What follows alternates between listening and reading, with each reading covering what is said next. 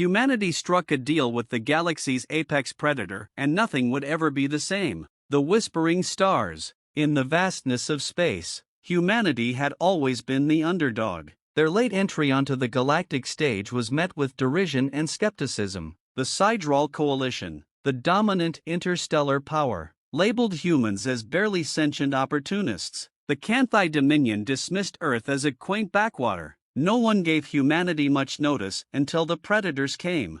The Kirathis, a species shrouded in myth and terror, were the undisputed apex predators of the galaxy. Stories of their savagery had been whispered for eons, entire planets reduced to barren wastelands, their populations hunted for sport or food. The Kirathis were so feared that the mere mention of their name would silence the loudest cantinas and send even the bravest warriors into uneasy silence. For centuries, the Kirathis had remained isolated, lurking in the uncharted depths of the veiled expanse, a region of space that no one dared to explore. That was until they emerged.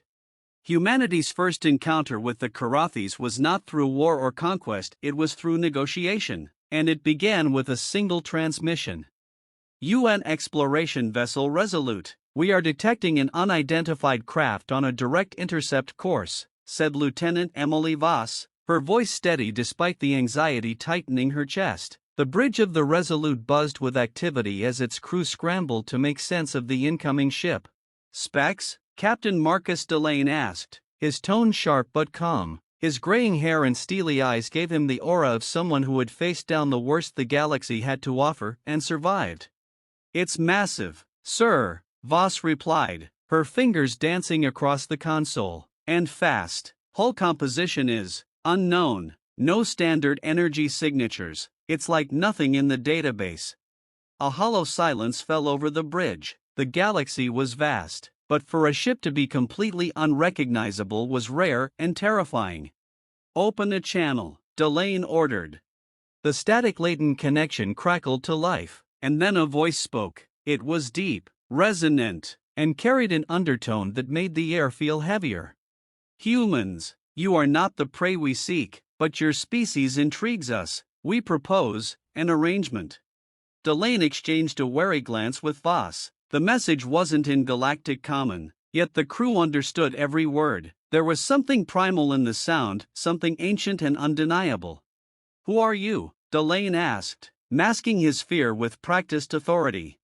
The voice responded with a single word: Kirathis. 2 days later, Earth's First Contact Council, Geneva. The council chamber was a cacophony of voices. Politicians, scientists, and military officials argued with a frenzy born of equal parts fear and curiosity. "They want to what?" snapped Admiral Tariq Hassan, slamming his fist on the table. "We cannot trust them. The Kirathis are predators. Every piece of lore about them speaks of destruction." "They're offering us a chance to negotiate," countered Dr. Elena Marquez, a xenobiologist. "Do you understand how unprecedented this is? They've never talked to anyone before." "They've never needed to," Hassan shot back. "We're nothing but a curiosity to them. This deal could be a trap." At the head of the table, President Asha Malhotra raised her hand, silencing the room. Her voice was steady, though the strain in her eyes betrayed the weight of the decision before her. "We don't have the luxury of refusing this meeting," she said. "If the Kirathis wanted to destroy us, they wouldn't be talking. We need to hear them out. Marcus, your crew made first contact. Do you trust their intent?" Captain Delane, standing off to the side, hesitated before answering. "Trust isn't the word I'd use," he admitted, "but they're curious. That's the only reason we're still alive." President Malhotra nodded grimly. "Then we meet with them, but we do so on our terms." The deal. The rendezvous point was deep in neutral space. Humanity's delegation, scientists, diplomats, and soldiers arrived aboard the UNS Vanguard, flanked by a fleet of Earth's finest warships, yet their presence felt insignificant against the Kirathis vessel that awaited them. The ship was colossal, its surface a swirling mass of organic and metallic textures. It seemed to pulse as if alive, radiating an aura that made the human vessels look like children's toys. As the human delegation stepped aboard, They were greeted by the kathis, standing over 9 feet tall. Their forms were sleek and predatory, with scales that shimmered like liquid metal. Their eyes glowed faintly, a predatory yellow that seemed to pierce through flesh and bone. They moved with a grace that belied their immense size, and their presence was suffocating. "You are bold to come here," said one of the kathis, its voice a low growl that resonated through the chamber. "Boldness deserves reward, but understand, this is not a meeting of equals." The leader of the human delegation, Ambassador Li Wei, stepped forward. Her voice was firm, though her heart pounded in her chest. "You reached out to us. What is it you want?" The kathis tilted its head, the motion unnervingly serpentine. "We do not want, we hunt. The prey of this galaxy has grown stale, weak, but you." It paused, leaning closer. "You are different. You struggle, you adapt, you survive." Li held her ground, though every instinct screamed at her to run. "You're offering us a deal?" "Yes," the kathis replied. "In exchange for your cooperation, humanity will be spared our hunts. In return, you will assist us in shaping the galaxy." "Shaping how?" Li asked, her voice tight. The kathis smiled, a chilling expression of too many teeth. "You will see. But understand this, your survival depends on our satisfaction. Disappoint us, and humanity will face extinction."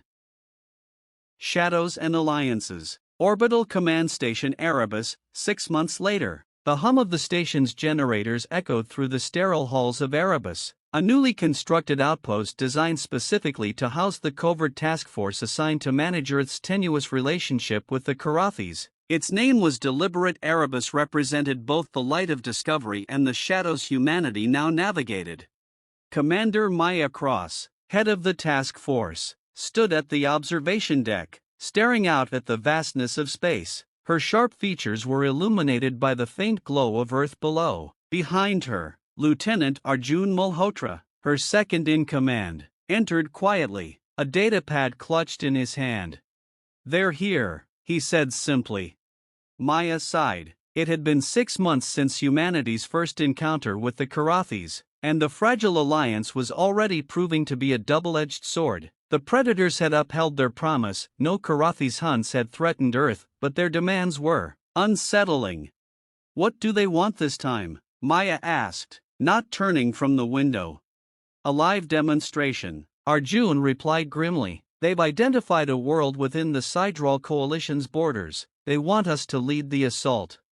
Maya finally turned, her expression one of barely restrained fury. "An assault? Are they out of their minds? The Coalition already suspects something is up. If we move against them, they said it's a test." Arjun interrupted, his voice heavy. "To prove our usefulness."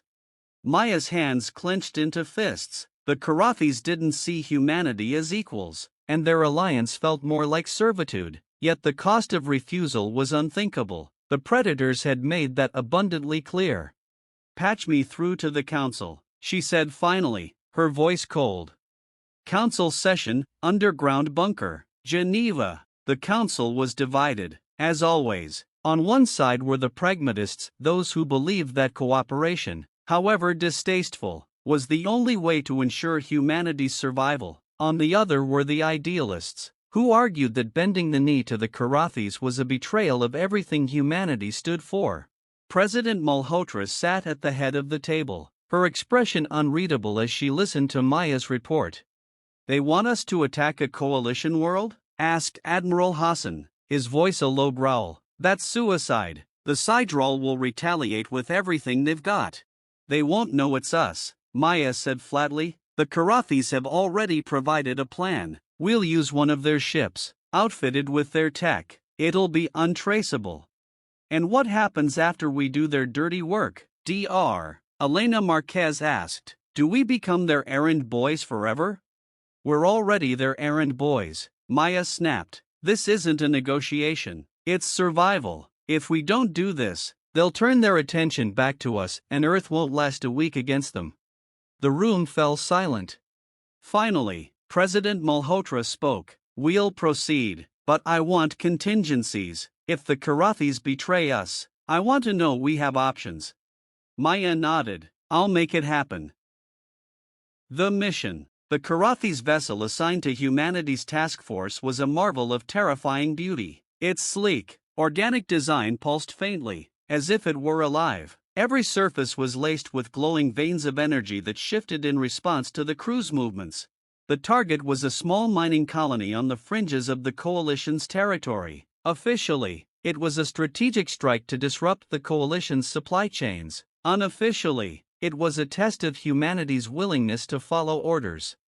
Maya stood on the bridge, her jaw tight as she watched the colony grow larger on the viewscreen. The Karathis had provided precise instructions: infiltrate the colony, neutralize resistance, and extract a mysterious artifact buried beneath its surface. Final approach in 2 minutes, Arjun reported. Deploy the drones, Maya ordered. I want eyes on the ground before we move. As the drones descended, their feeds appeared on the monitors. The colony was quiet, too quiet. The inhabitants had been evacuated, but Maya couldn't shake the feeling that they were walking into a trap. Something's off, she muttered. Agreed, Arjun said. This feels too easy. The Karathi's overseer aboard the ship, a towering predator named Thrixel, stepped forward. Its voice was a guttural purr that sent shivers through the human crew. Your hesitation is noted, Commander. Perhaps your species is not as bold as we believed. Maya gritted her teeth. We're proceeding, but if there's an ambush down there, I'll consider this mission compromised. Thrixel's eyes glinted. Compromises for the weak. The mission. The Karathi's vessel assigned to humanity's task force was a marvel of terrifying beauty. Its sleek, organic design pulsed faintly, as if it were alive. Every surface was laced with glowing veins of energy that shifted in response to the crew's movements. The target was a small mining colony on the fringes of the Coalition's territory. Officially, it was a strategic strike to disrupt the Coalition's supply chains. Unofficially, it was a test of humanity's willingness to follow orders. Maya stood on the bridge, her jaw tight as she watched the colony grow larger on the viewscreen. The Karathis had provided precise instructions: infiltrate the colony, neutralize resistance, and extract a mysterious artifact buried beneath its surface. Final approach in 2 minutes, Arjun reported. Deploy the drones, Maya ordered. I want eyes on the ground before we move. As the drones descended, their feeds appeared on the monitors. The colony was quiet, too quiet. The inhabitants had been evacuated, but Maya couldn't shake the feeling that they were walking into a trap. Something's off, she muttered. Agreed, Arjun said. This feels too easy. The Karathi's overseer aboard the ship, a towering predator named Thrixel, stepped forward. Its voice was a guttural purr that sent shivers through the human crew. Your hesitation is noted, Commander. Perhaps your species is not as bold as we believed. Maya gritted her teeth. We're proceeding, but if there's an ambush down there, I'll consider this mission compromised. Thrixel's eyes glinted. Compromises for the weak. The choice. As the team secured the artifact, Maya's mind raced. If they handed it over, they would be giving the Karathis a weapon of unimaginable power. But if they defied the predators, Commander, Arjun said quietly, we can't let them have this. I know, Maya replied, but how do we fight them? Arjun hesitated, then said, we don't, we hide it. Make sure neither they nor the Coalition can find it. Maya considered the plan, her heart pounding. The Karathis would see it as betrayal, but it might be humanity's only chance to level the playing field. Do it, she said finally. Prepare for extraction. The hunt begins. Hidden in the asteroid belt, Sol system, the Resolute drifted silently among the jagged rocks of the asteroid belt, its engines cold and systems running on minimal power. Commander Maya Cross stood in the ship's war room. Her team gathered around a holographic display of the artifact. The orb now rested in a secure containment field, its pulsing energy subdued but still unnerving. This thing is dangerous, Maya said, her tone sharp. Whatever it is, the Karathis want it badly enough to risk exposing their hand. That alone should terrify us. Dr. Elena Marquez, who had been brought on board to analyze the artifact, leaned forward, her face pale. "It's not just a weapon," she said. "It's alive, or something close to it. The energy signature suggests it's feeding on ambient electromagnetic fields. If this thing gets fully charged, I don't know what it could do. Which is why we're not handing it over," Maya said firmly. "But that doesn't solve our problem. The Karathis know we've got it, and it won't take them long to track us down." "They already are," Lieutenant Arjun Malhotra said, stepping into the room. He projected a tactical map onto the display. "Karathi ships have been detected on the outer edges of the Sol system. They're sweeping systematically. We've got maybe 2 days before they reach us." A grim silence fell over the room. They were outmatched, outgunned, and out of time. First strike. The Karathis didn't wait. They rarely did. The attack came sooner than expected. The Resolute's alarms blared as 2 Karathi scout ships slipped into the asteroid field, their sleek forms cutting through the void with predatory precision. "Engines online," Maya barked as she raced to the bridge. "Get us moving. Use the asteroids as cover." The ship lurched as its thrusters roared to life. Plasma bolts from the Karathi ships streaked through the field, lighting up the darkness. The Resolute weaved between the massive rocks, its shields flaring under the onslaught. "Return fire," Maya ordered. The Resolute's railguns spat kinetic rounds at the pursuing ships, but the Karathis were faster, their movements almost impossibly fluid. One scout ship closed the distance, its weapons locking onto the Resolute's engines. "Evasive maneuvers," shouted Arjun, his hands flying across the console. The ship banked hard, narrowly avoiding the plasma barrage, but the second Karathi's vessel anticipated the move. It fired a precision shot, striking the Resolute's aft section. The impact sent a violent shudder through the ship. "We've lost rear shields," Arjun yelled. Maya's mind raced. They couldn't outfight the Karathis, but they might outthink them. She keyed into the comms. "Helm, plot a course through the densest section of the field. We're going to make this as dangerous for them as it is for us." The Resolute plunged deeper into the asteroid belt, its pursuers following. Massive rocks tumbled around them, forcing the Karathis to slow their approach. Maya saw her chance. "Launch the decoys," she ordered. Dozens of small drones shot out from the Resolute, each emitting signals mimicking the ship's systems. The field lit up with false targets, confusing the Karathi's sensors. It bought them precious seconds. The Resolute slipped away, leaving the scout ships to chase ghosts. The rise of the Sovereign. The ground shattered with a deafening roar, and from the depths of the moon emerged a colossal entity. It was unlike anything they had ever seen, an amalgamation of crystalline structures and metallic tendrils, its body radiating energy that warped reality itself. Its glowing core bore an unsettling resemblance to the artifact. "Is that alive?" Arjun whispered. "It's the Sovereign," Elena said, her voice trembling. "An ancient force, possibly older than the galaxy itself." The Sovereign's voice reverberated through space and minds alike, not through comms but directly into their consciousness. It was impossibly vast, layered with the voices of countless beings. "We are the Sovereign. You have disturbed our slumber. Explain your purpose, lesser beings." Maya stepped forward, forcing herself to stay calm. "We didn't know. We didn't mean to disturb you."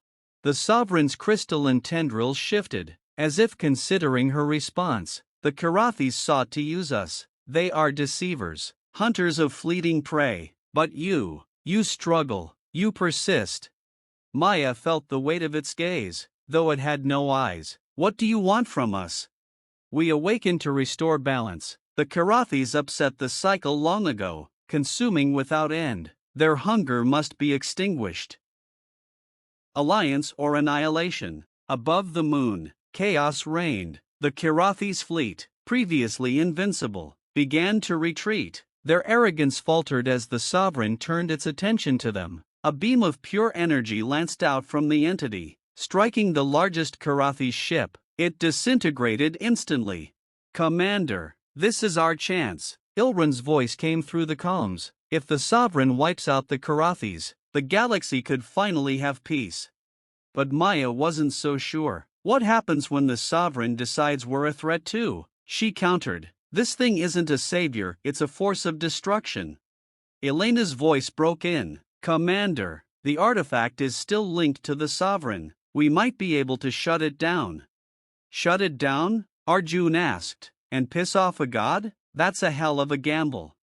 It's a bigger gamble to let it stay awake, Maya said. If we don't act now, the Sovereign might end the Kathis, but it'll reshape the galaxy on its terms. The final decision. As the Sovereign obliterated another Kathis warship, Maya made her choice. Elena, find a way to sever the link. We need to end this. Elena worked furiously, her hands flying over the console. There's no guarantee this will work. The artifact might take us all with it. We don't have a choice, Maya said. Do it. The Sovereign turned its attention back to the moon, its voice booming in their minds. You cannot defy us. The cycle will be restored. Yeah, Maya muttered. Watch us. The final decision. As the Sovereign obliterated another Kathis warship, Maya made her choice. Elena, find a way to sever the link. We need to end this. Containment's failing, Elena shouted. Everyone to the ship, Maya ordered. The team sprinted toward the Resolute, dodging falling debris as the moon began to crumble. Behind them, the Sovereign roared, its massive form destabilizing.